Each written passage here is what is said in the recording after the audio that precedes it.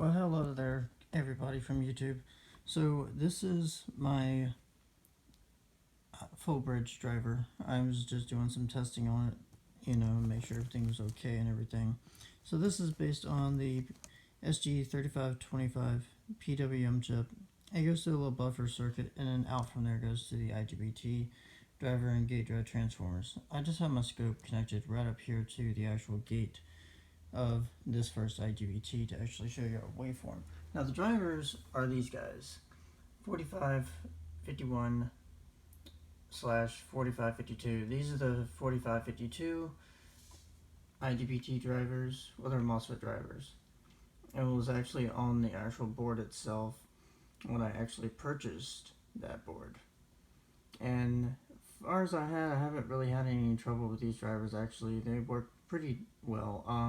They do get a little warm at higher frequencies though, around like 40, 48 kilohertz. They do get a little warm running, but they seem to be working okay. These right here actually run at 18 volts for my igbt. Actually, the whole thing runs off 18 volts. So that's the pin layout.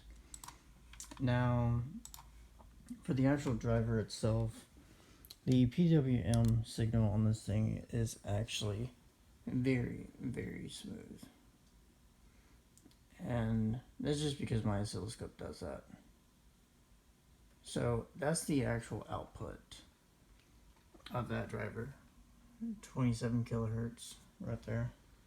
Now, if I actually adjust the PWM, the frequency, you can see it goes up to 48 kilohertz. And still got that nice, clean square wave.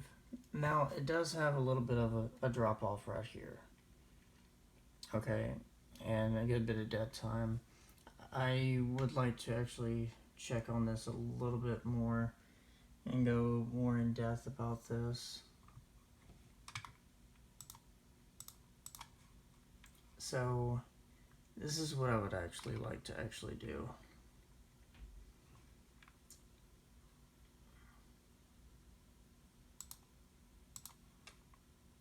I'm sorry, I'm just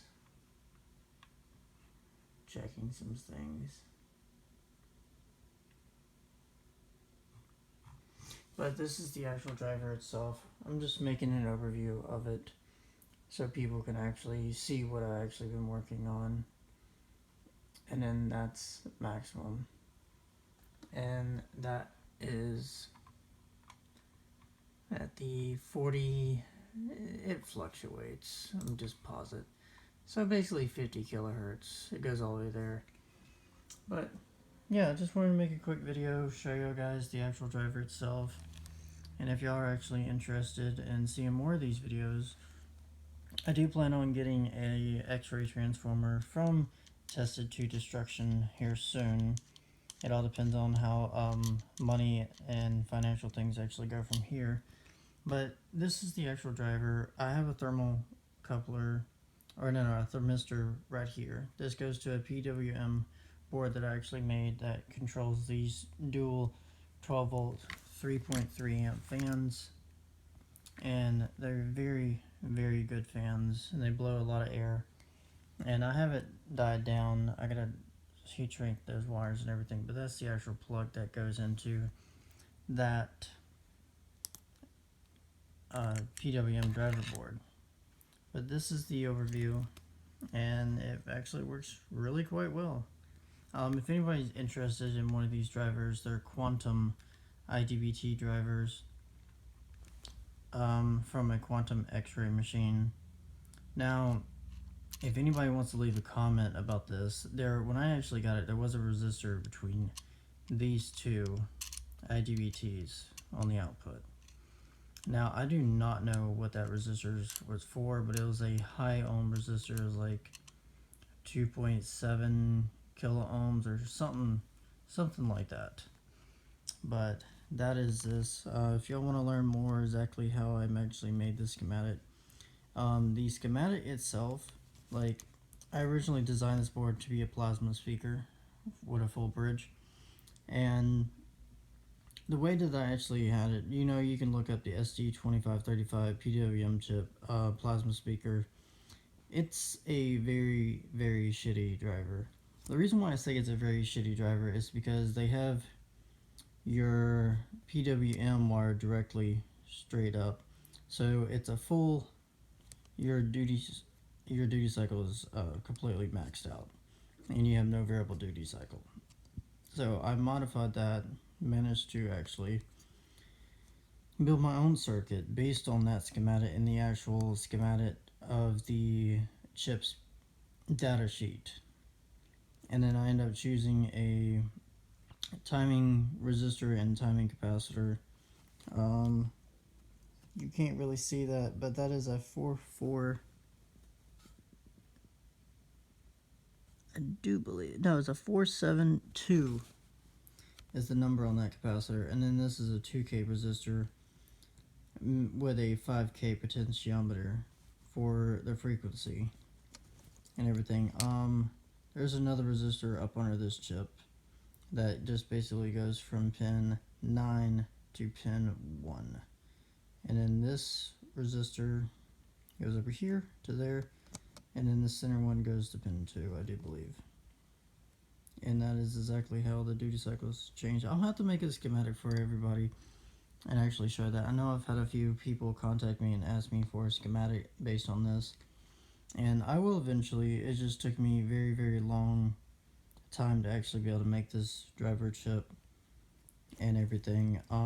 My dead time resistors are on the bottom here, and don't you just love my solder work. I actually would love to put this on an actual professional board itself, like one from JLCP PCB, and make it look nice and professional for a case with this board and everything. Like, I love the look out of this board. Nice, good, double layered PCB, and it looks professional. I would love for this to look professional. It's just a matter of actual time and be able to actually work with this. This guy right here is just basically a buck boost converter that I ended up getting.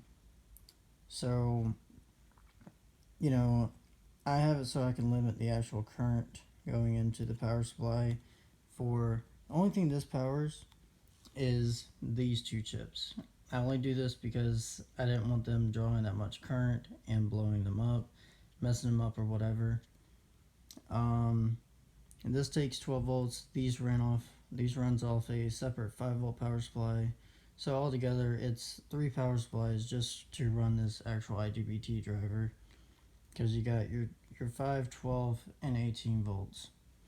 But that's actually it. I'm going to go ahead and wrap up this video now, and I'll probably end up posting some more videos, some arcing soon. I still have to rewound my actual X-ray transformer. A while back, I messed up on the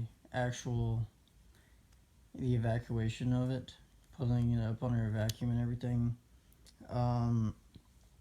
So I didn't manage to get all the air bubbles out, and running it at almost 50 kilohertz, which the transformer is rated at 30 kilohertz at 15 kVA, which is really a damn badass transformer I had.